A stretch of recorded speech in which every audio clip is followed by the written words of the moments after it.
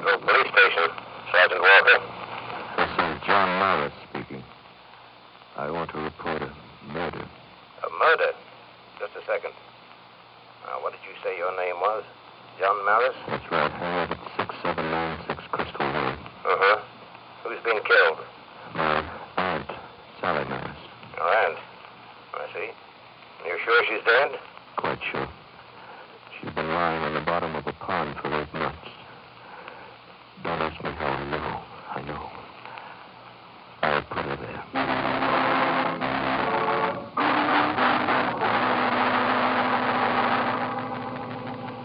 As a matter of fact, this phone call had better be the confession. And if you're sending anyone over, they'd better hurry. It began 8 months ago. I was broke. All alone in the world, except for a spinster aunt who lived in a small town upstate. I had one friend, little old Bill Hawkins, who worked as a bookkeeper in a real estate company downtown. One night, 8 months ago, Bill knocked on my door. Come in. Now, hiya, Bill. Hello, Johnny. That wasn't me knocking on the door. That was Opportunity. Yeah, Billy was. I'm drunk. I know what I'm saying. You like me, Johnny. One of them unhappy cusses with too much brain, not enough luck. Well, that's as good a description as any. Yes, we're alike, you and me. Only now when a big chance comes along, I'm 68 years old and 90% dead. So it can't do me much good. That's why I'm giving the chance to you. Johnny, how'd you like $50,000? Oh, that'd be wonderful. How would you like to go back to your room and get some sleep? If you don't want to end up like me, Johnny, you better listen to me. This is your chance.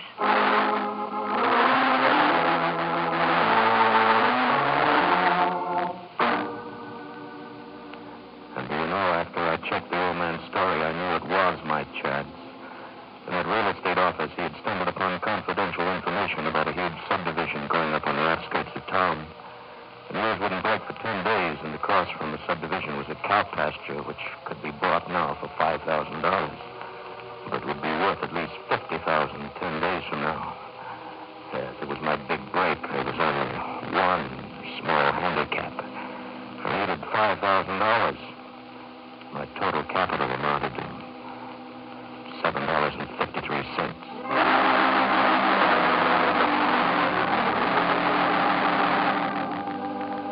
I put in a busy week, Monday and Tuesday. I spent going to the banks. Everyone was sympathetic, but they couldn't help. Wednesday and Thursday, I devoted to the loan sharks and the shysters. They were less sympathetic. They laughed in my face. Friday, I hopped my watch and tried to win some money in a big dice game. In 10 minutes, I was borrowing car fare to go home. Saturday, I cashed in my insurance policy and went out to the races. I hitchhiked home. By Sunday, I knew I was licked. My one chance had slipped through my fingers like water.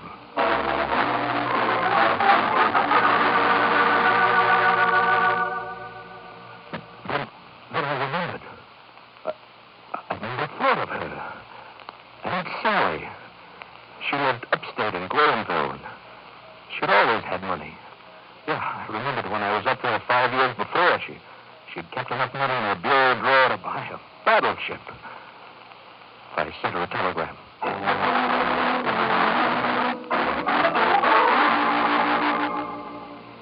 But though my wire to Aunt Sally up in Grahamville ran 58 words, her reply was quite to the point. No. But she had to help me. There was nobody left now when I had only 2 days. I borrowed $5 and I called her long distance, and when she answered the phone, I took her on a personally conducted tour of my soul, showing her how all my life I'd waited for the one break, and now it had come, and I needed her help so badly. And when I'd finished talking... Well, all I can say is that if you need the money so bad, you wouldn't be wasting it on foolish telephone calls. Goodbye. But Aunt Sally... My wire explained exactly how I felt. Well, of course, if you hadn't got $5,000, Aunt Sally, then I could understand. Haven't got 5,000. Well, the way you Let talk... me tell you, young man, if I wanted to give you 5,000 or more than that, I wouldn't even have to go to the bank. But I know you too well, John, to fall for your wild schemes. Goodbye.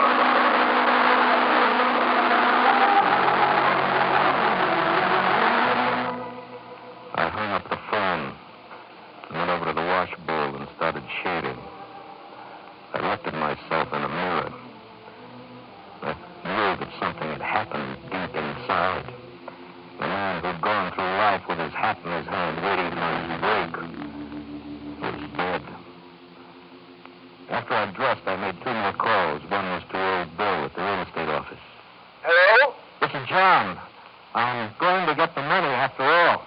You mean from that aunt of yours you told me about? Yes, from Aunt Sally. Then I made another call to a car rental agency. I was going on a little business trip.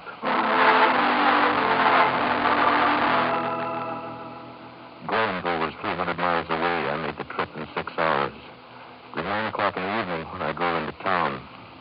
First, I stopped at the drugstore for some coffee. When I got out of the drugstore, a cop was waiting for me. The fellow who owns this car? What? Yes, that's right. Don't you see these parking meters? Parking? Oh. Yeah. You better put a nickel in them when you park. Oh, I'm sorry. I'll put a nickel in now. Oh, that's all right this time, seeing as you're a stranger. Okay, thanks. Are you visiting something to hear about? No, I'm just passing through.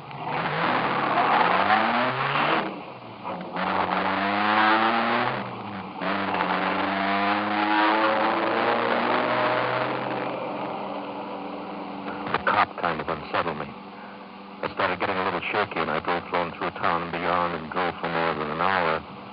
Gradually, I relaxed, and at 10:30, I started back. When I pulled up in front of Aunt Sally's little house, there wasn't a lamp showing anywhere.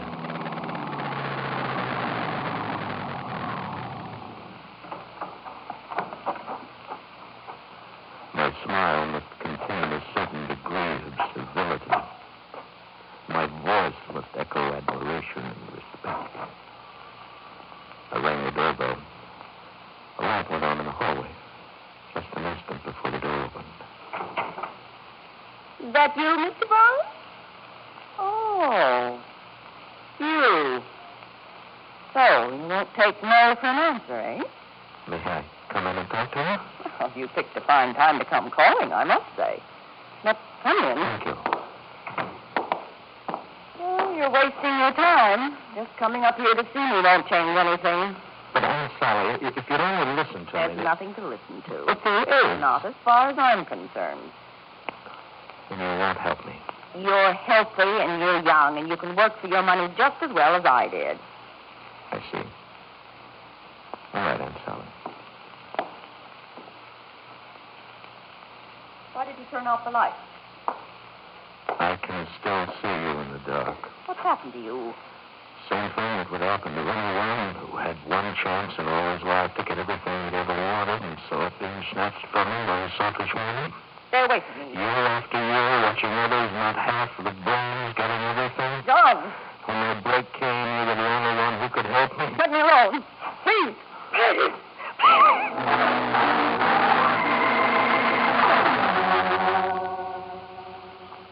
Finally, I released her. And she dropped to the floor. She was dead. I looked at the fingers that had killed her. They were still twisted into claws.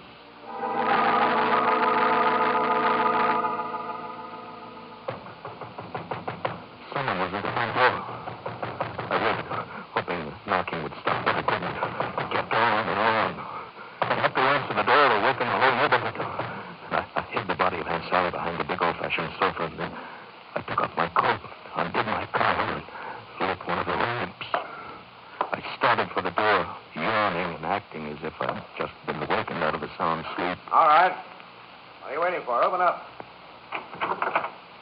Well, mister, going on around here?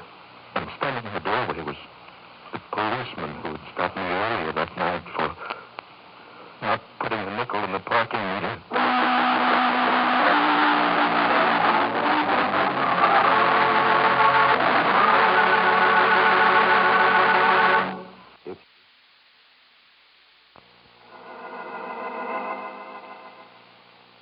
Well, mister, what's going on around here? I don't understand. When I told you about parking wrong a couple of hours ago, you told me you were passing through town, and now... What's the matter, officer? Oh, it's you, Henry. Anything wrong? Hello, Mr. Brown.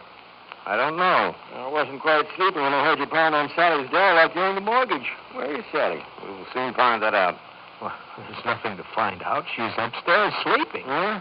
Who are you? Well, I'm Sally's nephew. When I spoke to this fellow downtown, he told me he was just passing through. And while I'm making the rounds, I see his car right in front of Sally's house. Now he says he's her nephew. Well, of course I'm her nephew. Yes, I remember now. You're John. You stayed with Sally 4 or 5 years ago. Yes, that's right. Sure, I remember you. He's Sally's nephew, all right, Henry. And why did he say he was just going through town? Well, you must have misunderstood me. Why is he so nervous? The way you were pounding on the door would make anybody nervous, Henry. Now, why don't you let him get back to bed? Well, all right. Well, I'll be going then. You still should have put a nickel in that meter when you parked, young fella. You see all the trouble you get into when you break the law, son? Yeah. Well, thanks for helping me. Yeah, sure. Well, what brought you back to Grahamville this time? Well, I came up to see if I could talk Sally into visiting me in the city for a while. Huh? Oh, yeah, the change of scenery will do her good. And what did Sally tell you when you asked her to leave Grahamville? Oh, she agreed. We're leaving the first thing tomorrow morning. What? Oh, yeah, she was tickled to death. But she can't leave now. What? Why not? Well, didn't she tell you? Tell me what? In a few weeks, Sally and I are going to be married. Mm-hmm. Yeah. Didn't she show you the ring I bought her? No. I hate to tell you what I paid for that ring. A lot more than I could afford. Say, I don't understand this. I don't care if she is sleeping. I'd better have a talk with Sally right now. Sally! Sally! Mr. Brown, she wasn't feeling so well when she went to bed. Why don't you wait till tomorrow and let her explain? She said she was going to speak to you before she leaves. Well, all right. But you can bet she'll see me before she leaves.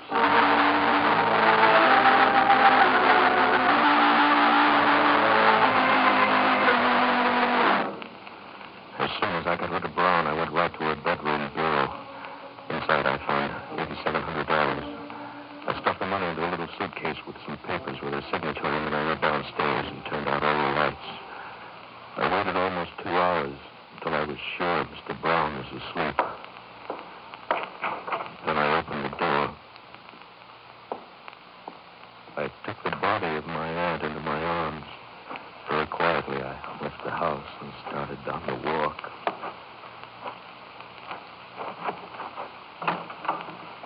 I opened my car and propped her up in the front seat.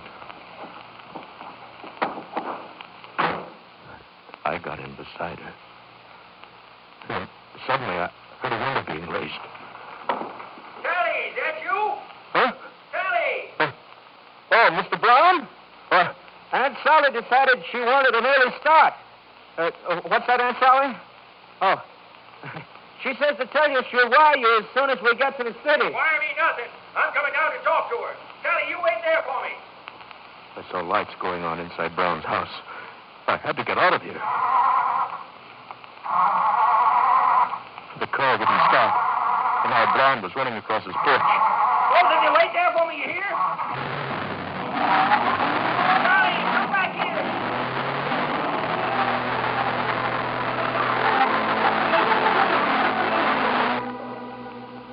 On the trip back, I made only one stop.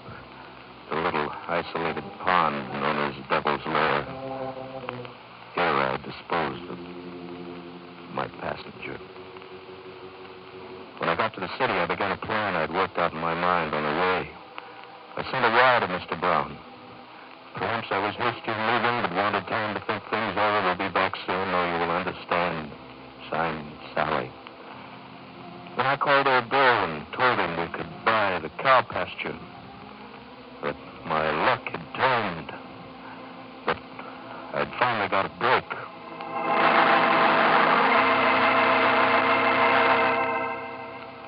And up until last week, it really did look as though my luck had changed. The cow pasture sold for $60,000, and there were other deals. Moved into this luxurious apartment, I bought fine clothes. I enjoyed life to the fullest. And very regularly, I typed Mr. Brown a love letter.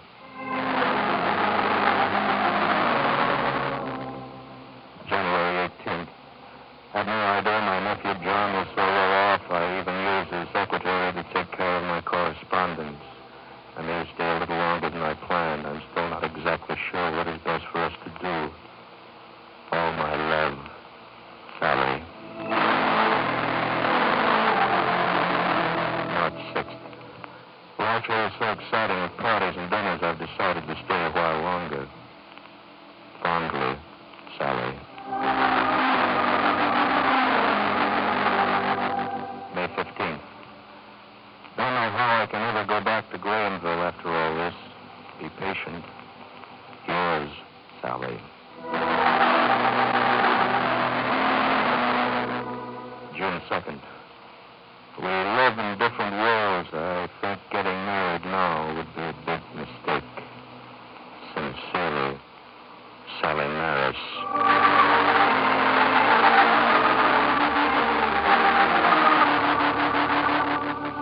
Week after week, I typed the letters, signed them very carefully with Aunt Sally's signature. And week after week, I got Mr. Brown's pathetic replies. He was so in love. I got so I didn't even read him. He didn't suspect a thing. When my last letter received no reply, I assumed that I'd been completely successful in carrying out my plan. I assumed our courtship had ended. But only yesterday morning, I found out my confidence was a little premature. Hello? I'd like to speak to Sally Maris. Mr. Brown? Yes, this is Brown. Sally isn't in right now. Then I'll call later. Are you calling long distance? No, from my hotel room. I've come to the city to find out if my hunch was right. Your hunch? Yeah. My hunch about what happened to Sally. I'll call back. Is Sally in yet? No. When do you expect her? Well, I don't know. I'll call back.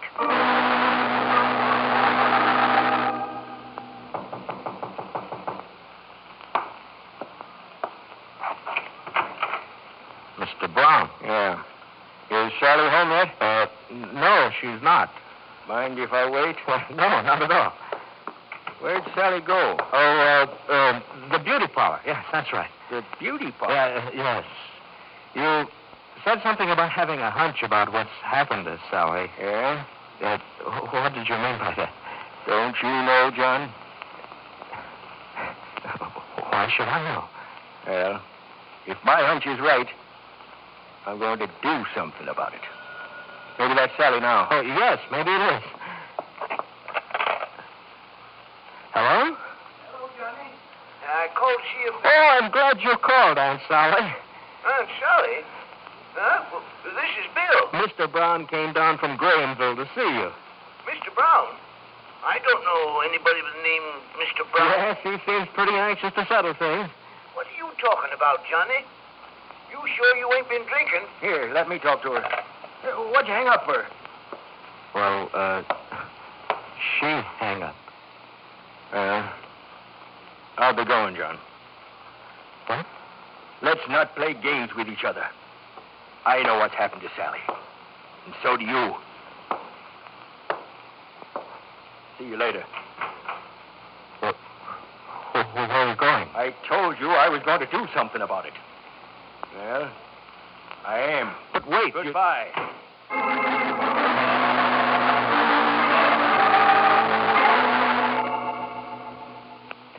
I hurried to the window. And a few minutes later, saw Brown come out into the street. How did he know? He stopped and talked to someone, then headed west down 8th Street. I tried to remember every instant of the hours I spent in Greenville. How did he know? Oh, there was only one thing left to do. I wasn't fighting for my place in the sun anymore. I was fighting for my life. I called the apartment garage and told them to get my car ready.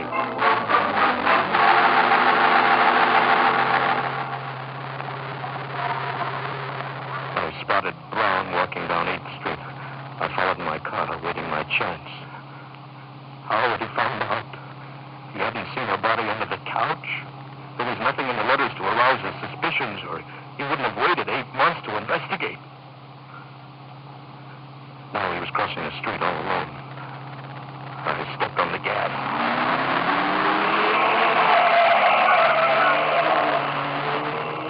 But he jumped back on the curb and was safe. I ducked my head low and drove quickly down the block. I circled around and came back.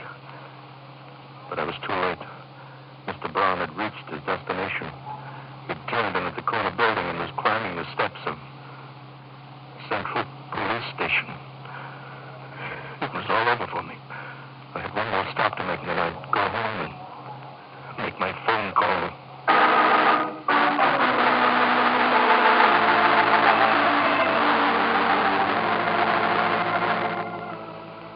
And that's it, officer. That's everything. I wanted you to know what really happened. You see, what Brown told you was only the story of the murder itself. I wanted you to know what caused the murder. Okay. Now, you just stay where you are. Squad car will be there in a couple of minutes. I sent them out the moment you started talking. I doubt whether they'll get here in time. Huh? Now, look, don't try to get away because it won't work. Oh, but yes, it will. You see, I booked passage for a little trip all my own. No one in the world can cancel my reservation. What are you talking about? I told you I made a stop before I came home. There's a man I know who can get anything if there's money in it.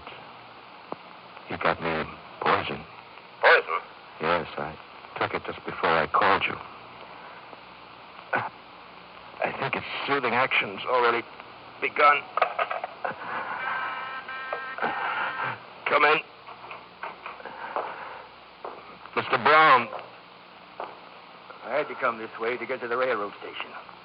So I thought I'd drop by and congratulate you for what you've done to Sally. Congratulate me? Yes. Then I'm going back to Grahamville, where I belong. There's nothing I can do. Nothing you can do? I went to the police station. They told me I ought to go to a lawyer, so I did. What are you talking about? He told me that in order to get that engagement ring back, I'd have to bring Sally into court. Ring? Yeah. With your money, maybe a $1,000 ring doesn't mean much. I know what's happened to Sally, and so do you. All your money's gone to her head. She thinks she's too good for a plain, ordinary fellow like me. Now I know why you came up to see her that time. You do? Yeah. You didn't want her to marry me. Well, all right. You and your money. You in, John.